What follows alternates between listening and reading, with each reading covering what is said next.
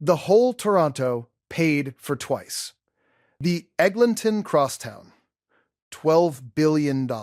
16 years of construction and counting. The most expensive transit project in Canadian history per kilometer. But here's the thing no one ever tells you about that hole. We had already dug it. In 1994, the province of Ontario broke ground on a subway under Eglinton Avenue. Workers moved earth. Boring machines chewed through bedrock. A trench, 60 meters wide, opened up through the heart of the city's midtown. And then, in the span of a single budget announcement, it stopped. The project was cancelled. The machines were pulled out, and the province of Ontario paid millions of dollars to fill that trench back up with dirt, lay sod over the wound, and pretend it never happened. 20 years later, a different government, with a different name and a different logo on the hard hats, paid billions of dollars to dig the exact same hole.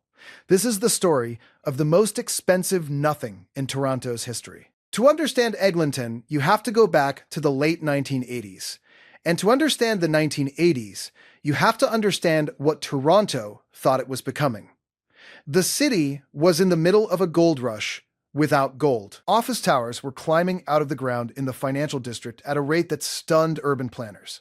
The population of the Greater Toronto Area was ballooning, passing 2 million, then 3, pulling suburbs further and further from the urban core. Scarborough, Etobicoke, North York. Communities that had been sleepy satellite towns were becoming cities in their own right, straining roads that were never built for them. And at the center of all of it, Eglinton Avenue, running east-west across the entire width of the city. Eglinton was the artery that connected everything. It was the street where Midtown met the suburbs, where the subway ended and the surface bus began. Planners had known for decades that if Toronto was going to grow, and it was clearly going to grow, something had to run under Eglinton. The question was never if. The question was always when. In 1990, Bob Rae's NDP government came to power in Queen's Park on a platform that, among many things, took transit seriously. Toronto was in the middle of what planners called the Network 2011 Inches era, a sweeping vision for subway expansion that would lace new lines across the city: Sheppard, Spadina, and Eglinton. The Eglinton West subway would run underground from the existing Eglinton station on the Yonge line, drive west beneath the avenue, surface somewhere near Black Creek Drive, and continue as rapid transit out toward the suburbs. It was audacious, it was expensive, and it was exactly the kind of infrastructure that a growing city built if it was serious about the future. In 1994, they broke ground. Not metaphorically, not ceremonially, with a golden shovel that got put back in a truck. They actually broke ground. An open-cut trench, essentially a wide, deep excavation running along Eglinton, began tearing open at Allen Road and the Spadina corridor. Boring machines were procured. Workers were hired. The project entered that peculiar, irreversible phase of infrastructure construction, where the disruption is so large, so visible, so inescapable, that the only rational direction is forward. The cost was projected at $1 billion. The timeline was set. The city began making peace with the construction. For a few glorious months, it felt like Toronto was finally doing something its future self would thank it for. No one knew it then, but the clock was already running out. Mike Harris won the Ontario election in a landslide. His platform was called the Common Sense Revolution. And the Common Sense Revolution had a very particular view of billion-dollar subway tunnels dug by the previous government. They were waste. They were excess. They were exactly the kind of grandiose public spending that fiscally irresponsible socialists did with other people's money. Within weeks of taking power, the Harris government conducted a review of provincial capital projects. The Eglinton West subway did not survive it. On July 21st, 1995, 43 days after the election, the province announced that the Eglinton West subway was cancelled, effective immediately. No public consultation, no transition period, no final day for workers to take a photo at the bottom of the trench. Just stopped. The reaction was swift and furious. Transit advocates were devastated. Urban planners were aghast. The construction unions who had moved earth and poured concrete had a word for it that we can't say on this channel. But the Harris government held firm. The project was, they said, unaffordable, a luxury the province could not justify. And then came the detail that would burn itself into Toronto's civic memory forever. The trench could not simply be left open. You cannot dig a 60-meter gash through a major urban avenue and walk away from it. The earth had to go back. The hole had to be filled. And so the province of Ontario, having canceled a billion-dollar transit project in the name of fiscal responsibility, wrote a check for approximately $65 million to put the dirt back. They paid to dig the hole. Then they paid to fill the hole. They laid sod over the scar on Eglinton Avenue. They repaved the road. The streetcars returned to the surface. The buses kept running. The traffic kept backing up. And Eglinton Avenue looked more or less exactly as it had before the whole thing started. Except now, buried somewhere beneath the pavement, there was a partially completed tunnel. Bits of concrete. Rebar. The faintest ghost of a subway that almost was. Toronto covered it up and tried to move on. The next 20 years were not kind to Eglinton. The growth that had justified the original subway project didn't stop. The avenue became one of the busiest surface transit corridors in the entire country. The buses were packed. The commute times climbed. Riders who had grown up watching the subway get canceled became adults who now sat on a cramped Eglinton bus wondering, not unreasonably, whether anything would ever change. Various transit plans came and went. Network 2011 was replaced by other visions.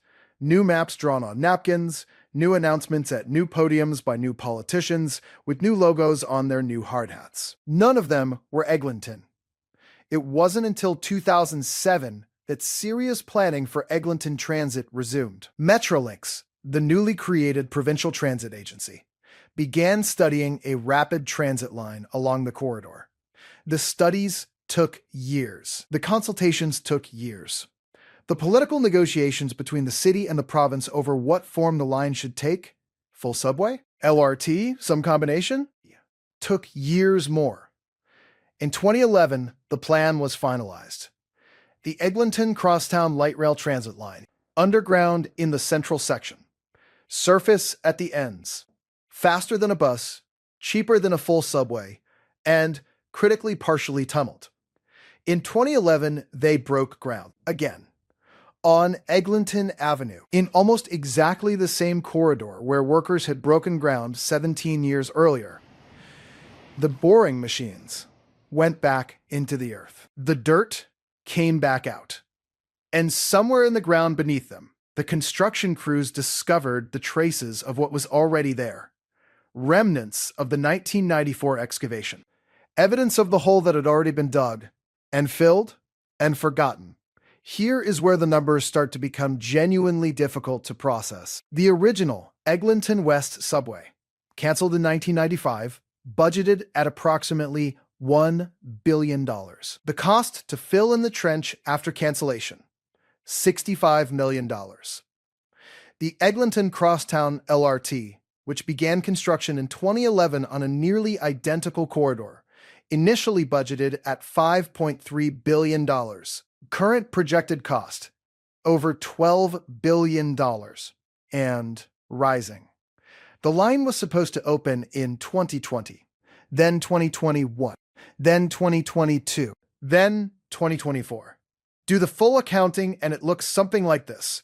30 years of political decisions, cancellations, restarts, and overruns have produced a bill that approaches, when you total everything, the kind of number that genuinely stops making intuitive sense. More than $12 billion for a transit line that, had the original 1994 decision been allowed to proceed, at $1 billion, would have been running for a quarter century. The math doesn't just sting, it indeeds. And here is the part that should make every person who has ever sat in traffic on Eglinton feel the particular cold fury of it. The riders who would have benefited from the 1994 decision have already lived their entire transit-dependent lives without it. The university student who rode the bus in 1994 is now 50. Their kids commute on the same corridor. Their kids sit in the same traffic. The decision Mike Harris made in '95, in the name of fiscal responsibility, has cost the public treasury 10 times what it claimed to save, and delivered zero transit improvements for 30 years. That is not a transit failure. That is a civilizational one. Cities are not made of concrete and steel. They are made of decisions. The Eglinton story is, at its core, a story about what happens when short-term political logic collides with long-term urban necessity. Mike Harris did not invent penny-wise, pound-foolish infrastructure politics. He didn't patent it. Governments around the world have been canceling transit projects and paying the compound interest on that choice for generations. But Toronto's version of it is almost uniquely visible, almost cartoonishly literal. We dug a hole, we filled it back in, we paid to dig it again. The trench on Eglinton is not a metaphor for anything. It is a real ditch in real earth that real workers excavated twice at real cost, for which real taxpayers wrote real checks. There is something almost poetic about its bluntness. Most government failures are diffuse, distributed across budgets and departments and decades in ways that make attribution impossible. This one is geographic. You can drive down Eglinton Avenue and run your eyes along the route and know with absolute precision where the money went. It went into the ground, and then it came back out, and then it went back in. There is a version of Toronto that exists somewhere in the branching possibilities of the 90s. A city where the Eglinton subway opened on schedule in the early 2000s, where the Shepherd and Eglinton lines together created the east-west backbone the transit network always needed, where Midtown densified around rapid transit instead of around traffic, where an entire generation didn't lose the better part of their commuting lives to a political choice made in 43 days by a government they didn't vote for. That city is not this city. This city is still waiting. The boring machines are still moving, slowly, somewhere beneath your feet, and the bill is still going up. The next time you're standing at a bus stop on Eglinton, watching the crosstown construction fencing stretch in both directions, the orange pylons, the mud-spattered signage promising a line that always seems to be almost ready, think about what's underneath you, not the tunnel, not the LRT infrastructure, not the billions of dollars embedded in the bedrock. Think about the 30 years of decisions that brought you to that bus stop. The political calculation made in a Queen's Park boardroom in July 1995. The sod laid over the scar. The decade of planning documents. The second groundbreaking ceremony on the same ground. The hole we dug. The hole we filled. The hole we dug again. Every city is a record of its choices. Some cities build monuments. Some build parks. Some build transit systems that move their people efficiently and affordably across the distances that separate where they live from where they want to be. And some cities build holes. If you like this type of content and would like to learn more about the environment that surrounds us, please consider leaving a like and subscribing to this channel. Stay tuned for more.